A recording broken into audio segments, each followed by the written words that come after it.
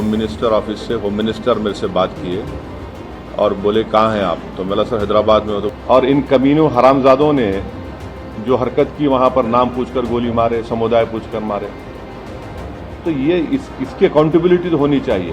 देश के दुश्मनों ने भारत की आत्मा पर हमला करने का दुस्साहस किया है। मैं बहुत स्पष्ट शब्दों में कहना चाहता हूं, जिन्होंने ये हमला किया है, उन आतंकियों को और इस हमले की साजिश रचने वालों को उनकी कल्पना से भी बड़ी सजा मिलेगी। सजा मिलकर के रहेगी।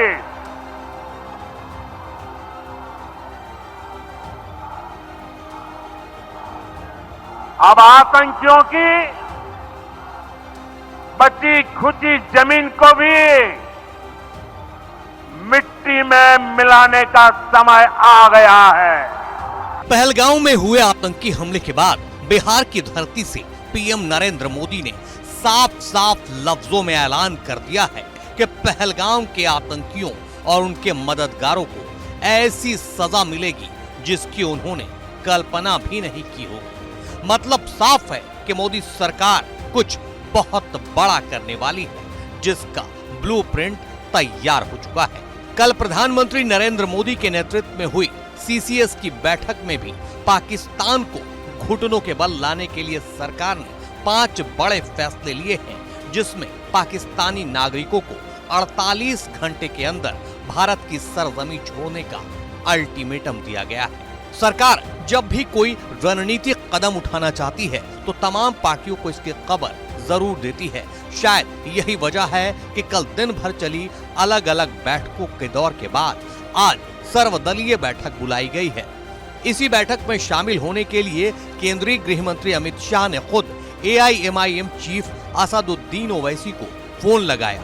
सुनिए ओवैसी क्या बता रहे हैं। मसला बड़ा अहम है, नेशनल इंपॉर्टेंस का है, जो ऑल पार्टी मीटिंग होने जा रही है कि इसमें सब पार्टीज को बुलाया जाए। तो अभी जब मैं आपसे बात कर रहा था तो होम मिनिस्टर ऑफिस से होम मिनिस्टर मेरे से बात किए और बोले कहाँ हैं आप, तो मैं सर हैदराबाद में हो। तो बोले देर होगी मगर आप आइए। तो अभी अगर टिकट मिलेगा, इंशाल्लाह मैं बोला हूँ, जो भी टिकट मिलेगा पहुंचेंगे और उसमें शिरकत करेंगे और अपनी बात को रखेंगे।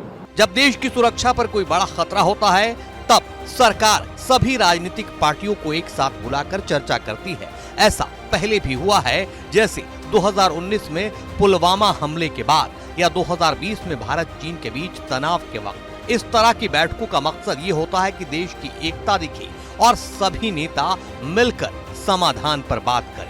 पहलगाम हमले से जुड़े कुछ सवाल ओवैसी भी उठा रहे हैं। मैं आप लोगों को याद दिलाना चाहूंगा 2000 अटल बिहारी वाजपेयी की सरकार थी, तो वहां पर एक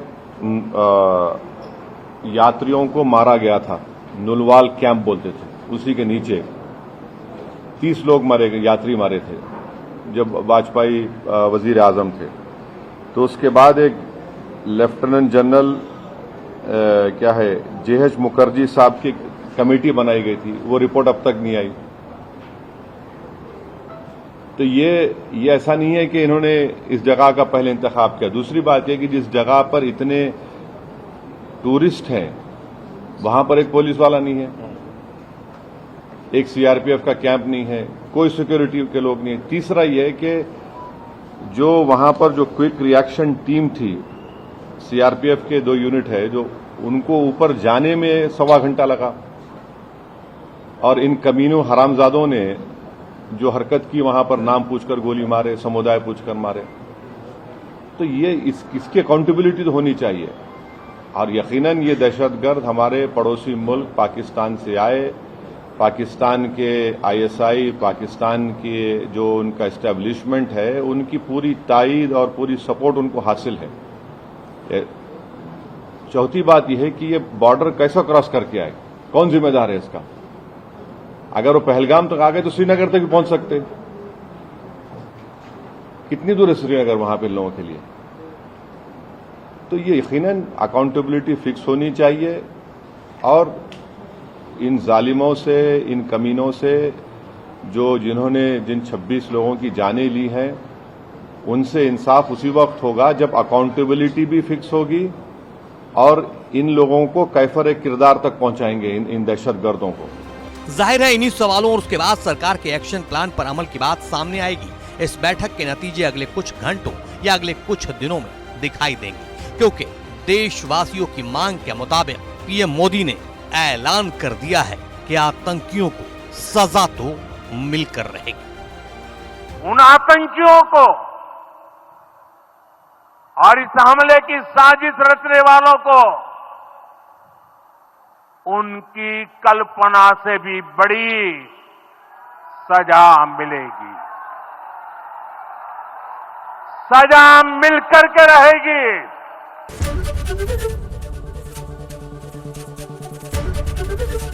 एबीपी गंगा, खबर आपकी, जुबान आपकी।